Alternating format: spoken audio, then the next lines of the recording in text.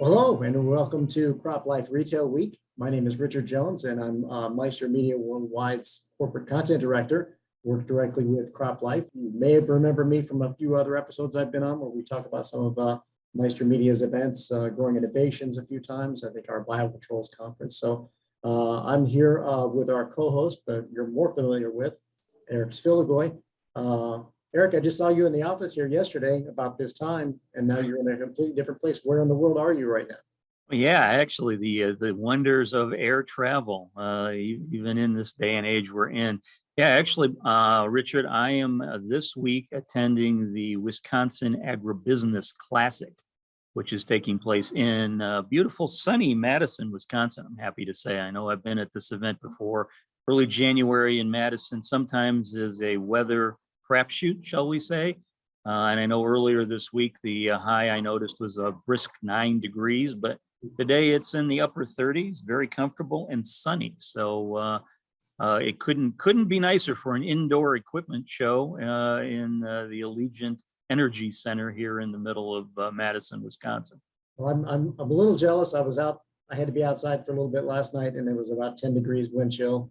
Although today it's up in the 40s here in Ohio. It's a little gloomy, but that's winter in Northeast Ohio. So what's the mood? What's the vibe at the show this year? So yeah, Richard, the mood here at the Wisconsin Agribusiness Classic is actually pretty positive. I was talking to the organizers, the Wisconsin Agribusiness Association folks, and they tell me that in January of 2020, which the show actually took place just before the COVID pandemic sort of blew up in March, they had about 105 exhibitors for that year's event. And this year, the first year back in person from a virtual event they did in 2021, they have 86 exhibitors. So again, drop off about 16.5% if my rough math is correct. And they're saying the attendance figures are comparable, about 75% of what they had in 2020 during the show. So again, the folks here who have come seem pretty positive. They're looking forward to a more normal year in 2022.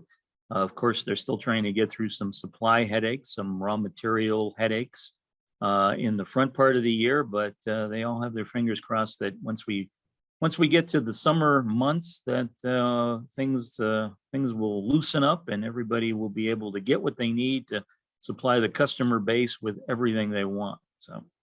And that's certainly encouraging to see signs that people are getting back out, that a relatively solid number of exhibitors compared to past years and attendees. That's great to hear. That we're starting to get maybe supply chain issues may not be behind us yet, but maybe the efforts to get out there and make those connections to find some solutions are. Yeah. And I know tomorrow, actually, we're recording this video on the Wednesday of the show.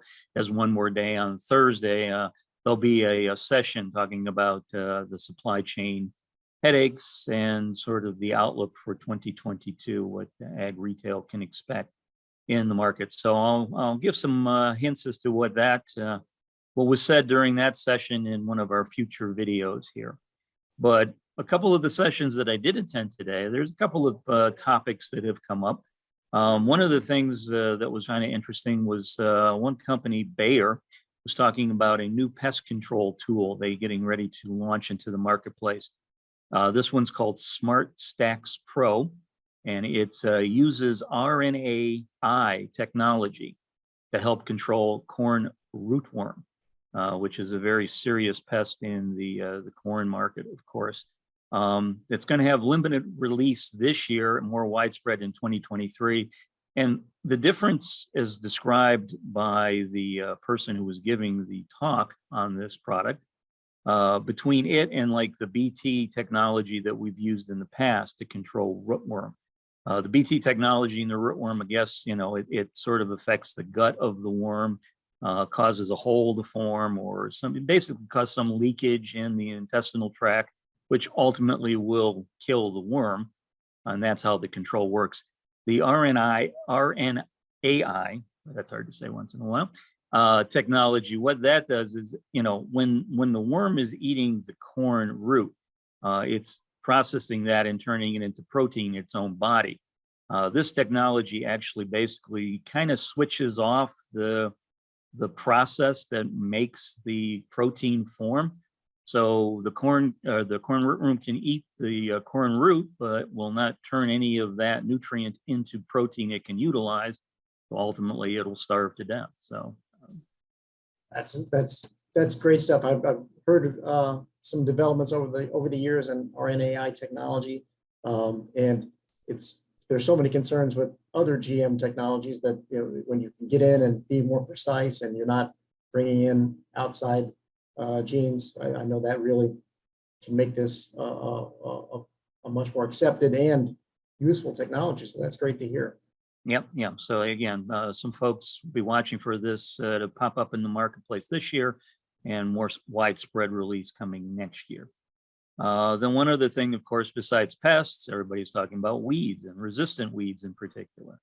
And I know just after I'm done recording this video with you, there's a session talking about resistant weed pressures that they're seeing here in the state of Wisconsin. But I did attend a couple of sessions already talking on this topic. Just an FYI, resistant weeds, herbicide resistant weeds cost U.S. growers approximately $1.5 billion a year to combat. And that basically comes out to about $60 or $65 per acre in costs for growers to go out and fight the things like water hemp and resistant ragweed, which are common problems in the Midwest. Two other tidbits: researchers have discovered a form of water hemp in the Midwest that is resistant to 7 different modes of action, 7-way resistance for that water hemp.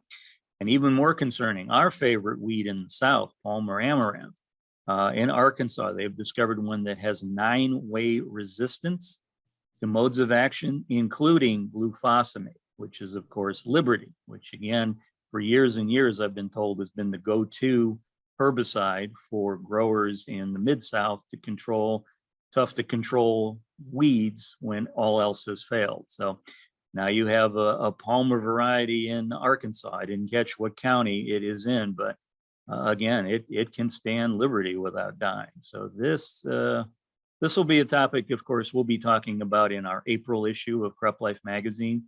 But I know every year when I do that story, the numbers get higher, and the concerns on the faces of retailers, metaphorically speaking, as I'm talking to them regarding their grower customers, gets worse and worse and worse. So not going away. I know in a lot of the markets that we look at developments in technology, trying to find other ways, non-chemical ways to resolve weed issues are always a hot topic of discussion. But you still got to have that technology to get out there and do these large acreage swaths to take care of these weeds. So that's distressing, but hopefully we'll be able to find some solutions to these sooner rather than later. Yeah, and one other topic to bring up, of course, one of the big topics in ag retail this year, as the calendar changed, of course, is what happened with fertilizer and fertilizer prices in particular towards the tail end of 2020. We had a friend of ours from the industry, Joe Dillier, who used to be with Growmark, but is now with a company called Amapra North America. He started with them in December last year, or in 2020, excuse me. And he gave a talk on fertilizer, and he was talking about the fact that, you know, a lot of us remember what happened in the marketplace in the past, that you had demand kind of driving prices and then supply issues driving prices. He said between 2006 and 2013, pretty much demand drove the marketplace. He said, and then as more capacity, more production came on stream between 2014 and 2019, it was a buyer's market. Prices weren't that bad. There was a lot of excess fertilizer in the market to be had. He said, but starting in 2020 and going through to today, demand is kind of caught up with that supply situation. So the excess supply that was there is no longer there. And, you know, the harvests have been good and growers are making more money. So they're spending more money on fertilizers to keep the yields high. So that coupled with, you know, tariffs on imports of fertilizer, and some countries like China in particular, Joe mentioned that China is the largest producer of nitrogen in the world, and that basically they feel that they can't export any of that nitrogen to other countries. They need it for their own growers to produce crops in China. So you put all those things together, and basically his projection is that this market volatility with fertilizer will last probably through this year and well into next, unfortunately. Wow. Well, it gives us things to talk about here, which is good. Gives you things to write about and offer some solutions. So it's going to be exciting. It's going to be a roller coaster, sounds like. But yeah, and the interesting thing is, of course, as he pointed out, over the last 10 years or so, I mean, there has been increases of domestic supply of fertilizer production. You know, he mentioned UAN in particular, and the fact that, you know, there is more being produced now than ever has been produced, and it's basically still not enough, given that demand has just kept ticking up and up and up. well, it's going to be something to follow for sure. That's really interesting. Well, Richard, now if you've been paying attention, it's time for everybody's favorite segment of the show, Fun with Numbers. So, okay, Richard, now the clue you're going to have here is U.S. fertilizer. Just think about what we were talking about. Okay. And your number is a percentage, 40%. So when we're talking about U.S. fertilizer, what do you think 40% might represent? Yeah, this is much more stressful than watching other people try to guess. It's a lot funnier when you're on the other side of this computer screen. This is your first time trying it, so I'm sure people will give you a little bit of leeway. So I hope they're going to continue to give me leeway down the road. 40%. I was taking notes here too, but 40%. Let's say price increases over a previous period of time. Oh, I'm sorry, Richard. That is a buzzer for you, my friend. No, remember I had said that U.S. production of fertilizer is actually on the rise. But the 40%, when this comes into play, Jill Dilliard pointed out that despite the fact that the U.S. producing more fertilizer now than it ever has, 40% of the urea used in the U.S. on an annual basis comes from imports. So, you know, other countries are supplying 40% of the U.S. urea to the U.S. market. So there you go. That was fun. There were some numbers and it was fun. I was not going to guess that though. I'll be honest. Well, that's all right. So again, now I will, I'm sorry. Hopefully some people watching knew that. I'm sure some people will enjoy the buzzer, but so yeah, like I said, I'll be finishing up here in Wisconsin this week. I know next week I'll be at the Illinois Fertilizer and Chemical Association meeting. And I guess you're going to be on the road as well. If you want to give a little shout out to where you're going to happen to be. I'm going to be in sunny Peoria, Illinois, but where are you off to?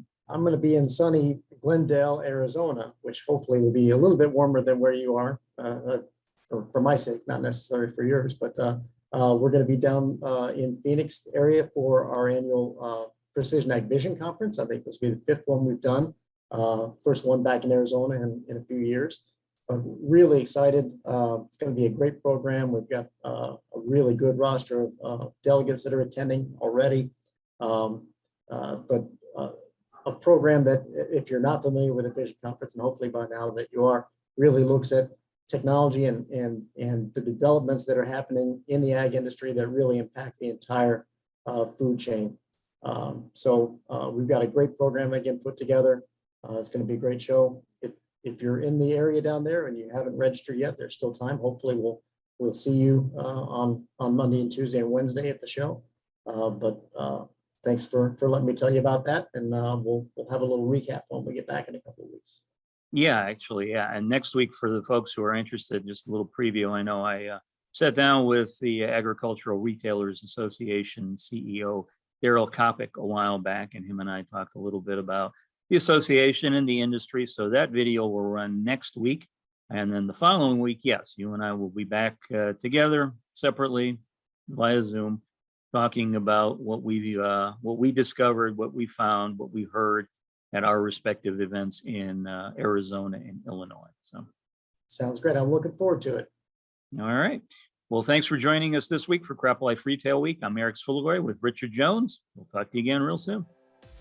If you have questions or comments about today's episode of Retail Week, contact us by email or Twitter, or type your message in the comments section below. Your feedback is important to us. We will try our best to address your thoughts in next week's episode, and be sure to subscribe to our YouTube channel.